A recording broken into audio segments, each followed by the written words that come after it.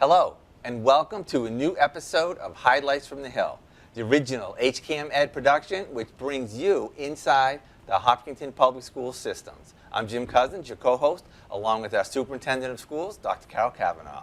Hi. Hi, Jim. Thanks for having us today. As always, it's a pleasure. What are we talking about today? Today, I have Mrs. Rothermich, our Director of Finance and Operations, with us, the Assistant Superintendent for Finance and Operations, and we're going to talk about construction projects. Construction project. Is there any of that going on? Oh, we have plenty. Yeah, that's great. And you know, you've been on the show before, and I've seen you at town meeting. The depth of knowledge is astounding. Not to put too much of a expectation on you. Little but pressure. Before we talk about them, give us a rundown. What's happening in Hopkinton? All right, so it's interesting to think back because in looking back at the history, we started looking at district planning studies in 2019. Okay. So that's how long the planning for the future has begun. So right now what we're doing is putting an addition on the Hopkins School to accommodate the future enrollment, which will get up to 800 students. So we're working on that. There's a whole bunch of construction vehicles and projects going on, digging the foundation, putting in the infrastructure. So there's a lot happening there right now. Yeah. Yeah, if people in town haven't been down there to see, it might be worth, if you're just on Hayden Road Street, you want to just take a cruise through. It would be really lovely, I think, for people to see how much progress we've made. Right. Yeah, Yeah. it's quite nice. Now, is this a straightforward expansion project, or is there any other pieces and parts that you have to do you have to upgrade or expand anything, or what's included? So there's actually a lot involved because what we initially looked at was two different configurations, utilizing the existing kitchen and gym as they stand in the existing building, or moving those to the addition. And what made the most sense, both from a budget standpoint, from a planning standpoint, and mechanically. So we are also, as part of this, changing out the mechanicals to go green with the building. So knowing that we were changing all of that, both with the gym and the kitchen, it didn't make sense to leave it in the building where it was because so much was happening. It made more sense to move it to the addition. Okay. So on top of the addition will be the renovation inside, reconfiguration of the existing spaces that are there. The kitchen and the cafeteria will take over in the gym side to give more space. Again, with the enrollment, the servery is way too small. So that's where moving, the different rooms and the configurations made sense. So we'll be taking over the gym area to be the cafeteria, expanding the servery, putting in all green mechanicals to run the kitchen. But then in addition, the mechanicals that run the whole building will also be changed out. Most of the mechanicals have between a 25 and 30-year life, so we're pushing up against that. So we would be replacing this equipment anyway. I see. So with the construction project, we're able to do it as part of the construction project, which also, when we replace with green, enables us to get grants and funding from outside sources, which really then takes the burden off of the community in terms of payment. So there's a lot. In addition to the addition, changing out what goes on the existing building. Right. I'd like to follow up on that, but before that, I've been thinking, is anything happening with the library? And then I'm thinking, is anything happening with the libraries in all new schools? Like, are they changing either the size or the footprint, or what, like how many books they have in there versus how many multimedia materials? Do we know anything about that? So I can talk a little bit about our libraries. Okay. I think one of the things that is happening in our libraries is we are getting to a place where we are thinking about text differently, right? So we think about text from multiple modalities now, so it's not just books. I mean, we love books, we have plenty of them. And it's always tricky with your collection because you want to keep updating the collection so that the stuff that you're putting on the shelves is stuff that kids really want to read. But so many other things are happening in our libraries in terms of, I mean, we can do things like film production, we can have kids on Chromebooks, we can, you know, I mean, Yeah. it's really endless, the possibilities in our libraries now. Is it sad? Is it like sad, this transformation? Because all we had were books when we were growing up. It's all we know. And now there's so many other things. And I've seen in the middle school, the library has vastly changed for what it was. Yes. You know, are we seeing these changes at these grade levels too? So the configuration of the library will not change in Okay. Hopkins. But what's been said is, you know, how you use the library does change. You know, and Carol, of course, can talk more about, you know, putting texts in students' hands, which happens not only in the library, it happens in the classrooms as well. So one of the big things that we kept moving around within Hopkins is the book room. Because each classroom has, you know, a collection where, you know, the kids will all read these books. So books are still getting in the kids' hands, like you said, you know, Yeah. we're all used to those. But we're expanding the use of a library. So it doesn't really look drastically different, but the kids are able to utilize it the way kids are learning now, Right. if that makes sense. Yes, yes. That was just going through my Yeah. brain. No, there's So- a nice balance, I think, Yeah. between reading on paper and reading on screens. And I Yeah. think we have to maintain that balance.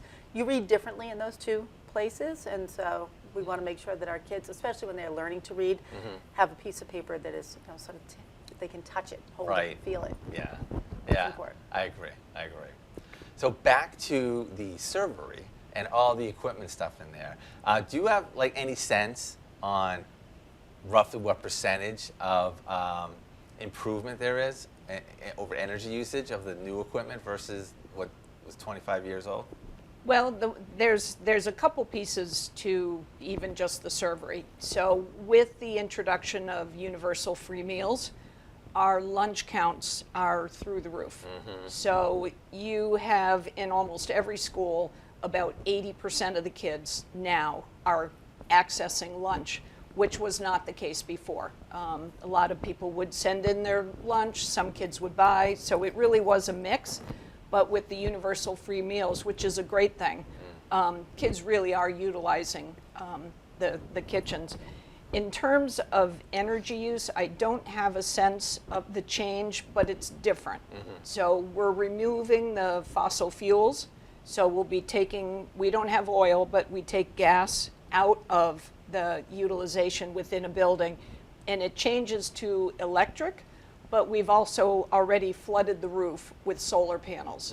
So as the electric use, the balance of how you get your energy changes. So as gas goes away and electric goes up, we have a way of countering that with the solar panels. So Right. it really changes the profile of our utility usage, if you will. Right. And you'll have a much better sense of that after the building's open for a couple of years. Right. Like, what did the old costs look like, and what did the new costs look like? Yeah, Yeah. yeah. That's really like a hidden value of the types of resources that you're bringing into these buildings, because it takes a few years, you know, to really understand what the difference is. And is it just solar, or is there anything else? Right now, that's our alternative energy. Okay. Yeah, well, I take that back. So we do have geothermal. So we're running the building mostly on geothermal, and that's what will power. So that in itself takes a lot less energy. So it's a much better way of balancing, because the core of the earth stays at that constant temperature. So the heating and the cooling is easier to drive, and it also puts cooling in Hopkins. You know, as we've seen nationally, a lot of school buildings do not have air conditioning, and as we continue to warm up our atmosphere, and the schools are really struggling with not having air. So this gets air into Hopkins.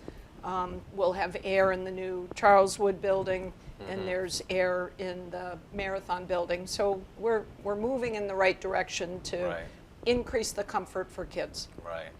Now you mentioned it brings you up to the capacity that's expected of 800 students for that school. How many are there now?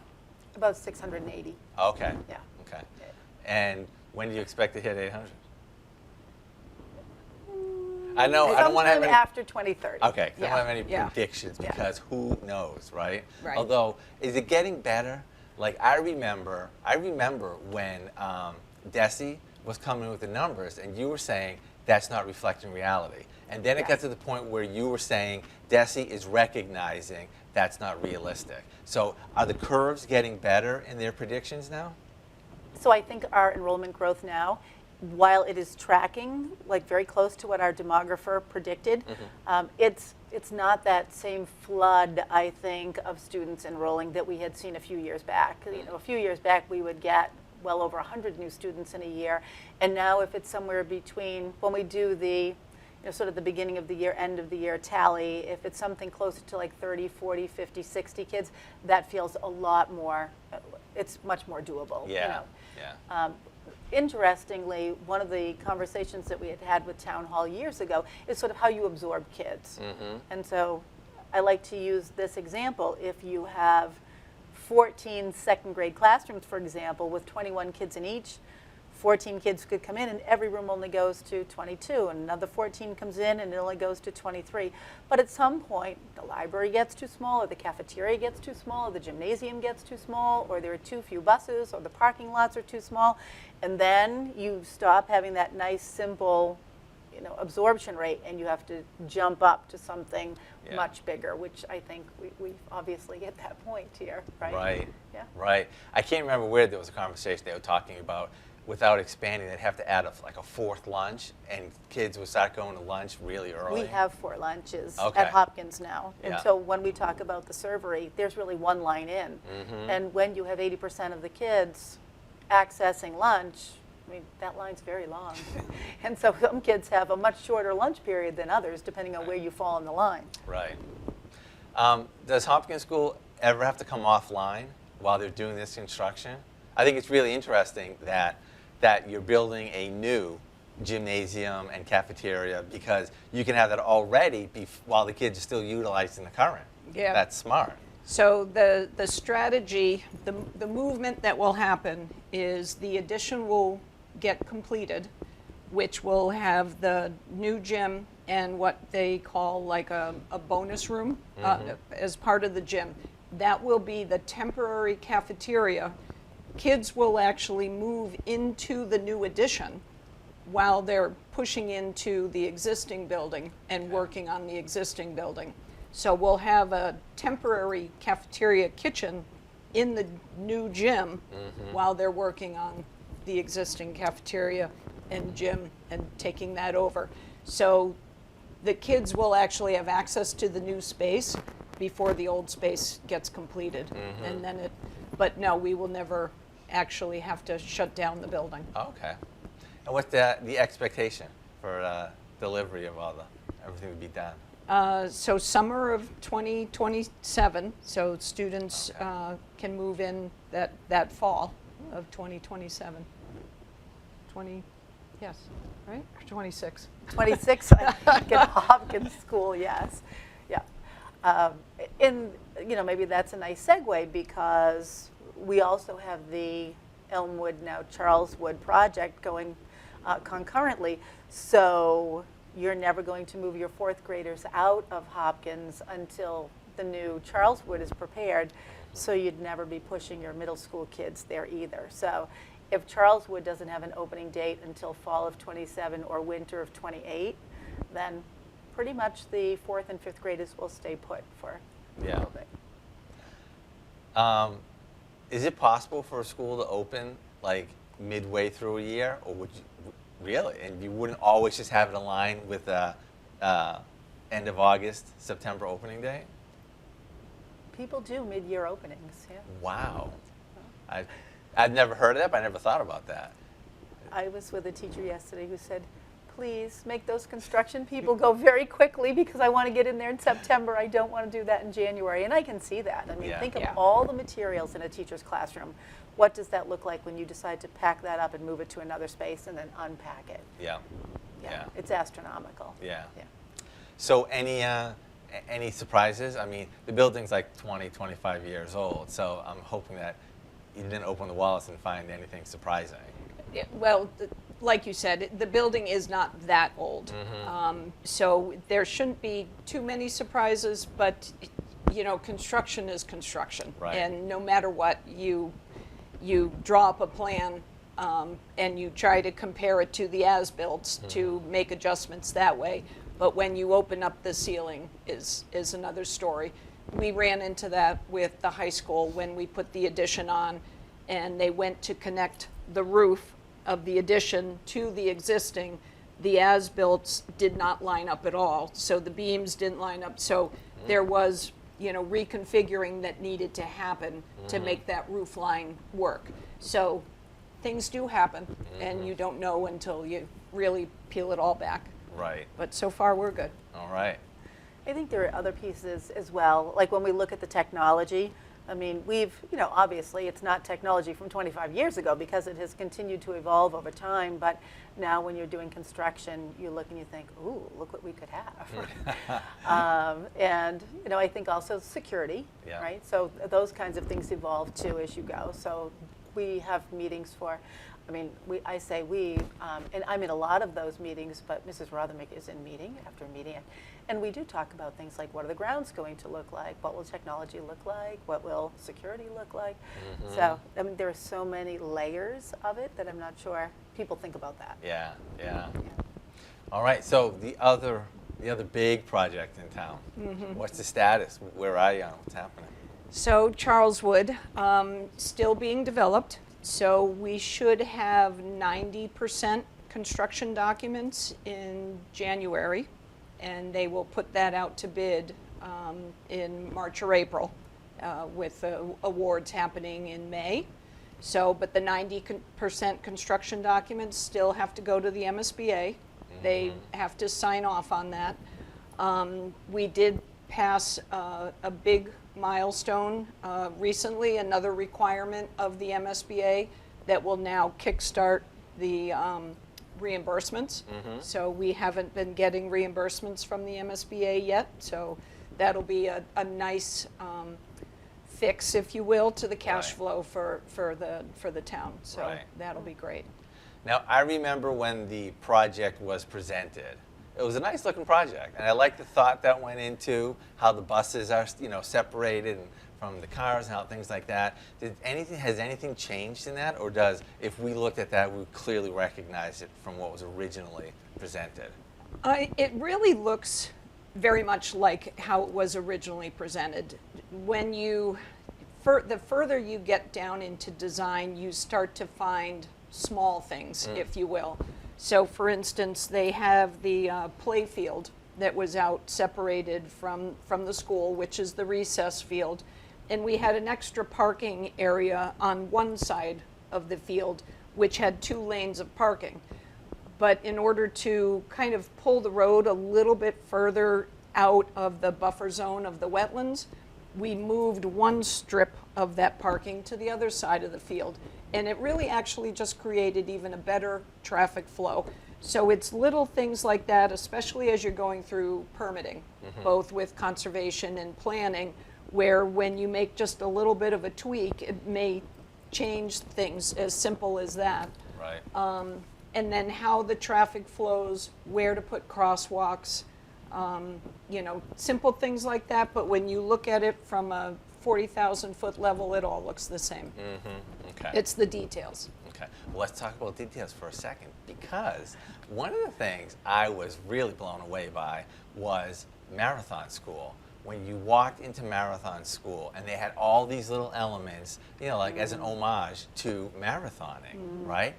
When does that come in, and have conversations started? Who are the people who come up with this, and any ideas on what some themes of Child's View might be?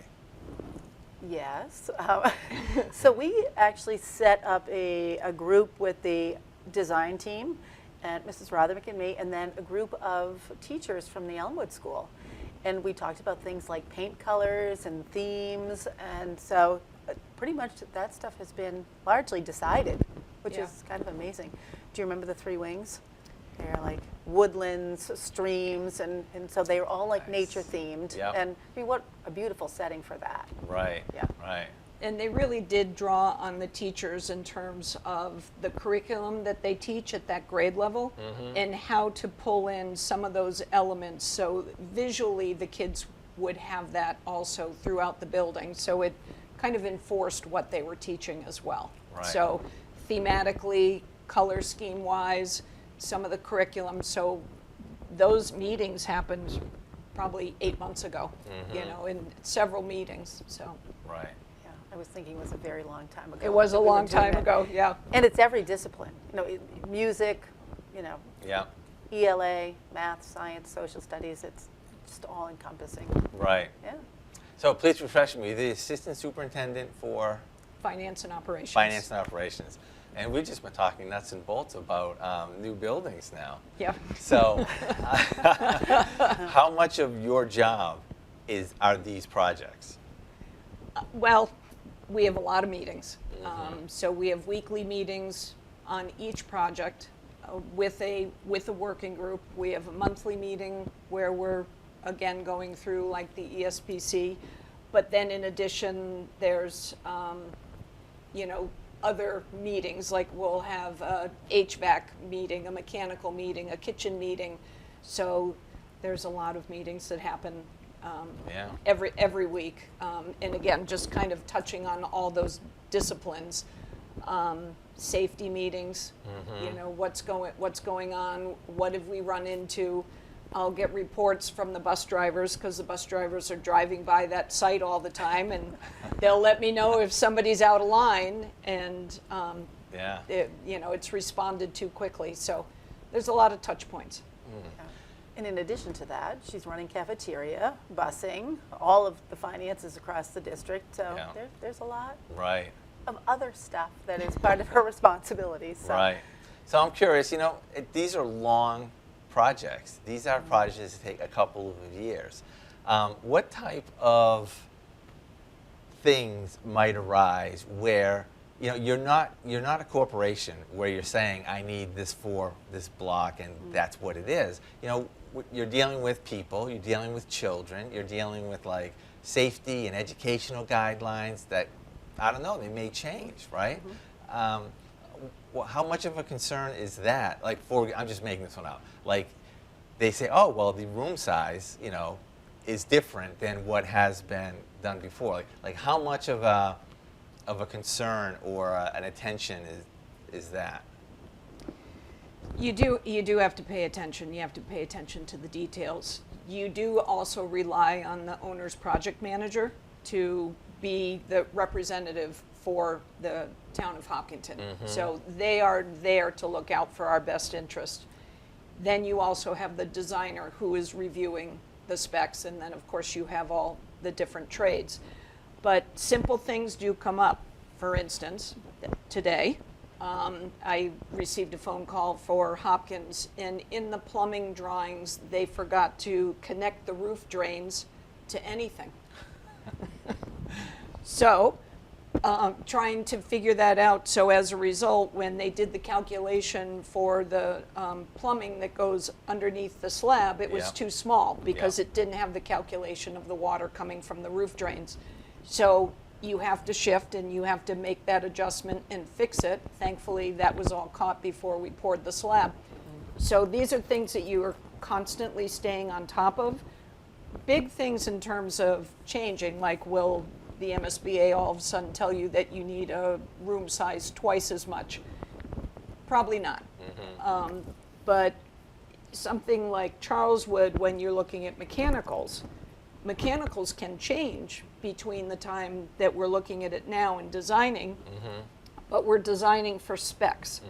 And so in the future, what unit will fulfill those attributes, if you will, may not be the unit that exists today. It may be a different unit. So, Right. but we have time And technology, again, also changes dramatically. So again, we know what we need.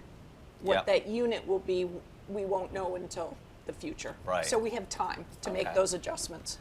Yeah, and So- the MSBA is a wonderful partner. Yeah. I mean, really. Yeah. And they're really great in terms of dotting your i's and crossing your t's but the process is so long. Very It's long. a very Yeah. lengthy process. All right, our time grows short. I'd like to have one kind of high view thought from you, Dr. Kavanaugh. When you look at this, you've been doing this for a while. You've been Sure. in buildings and all that kind of stuff. When you look at this building, what is it that excites you?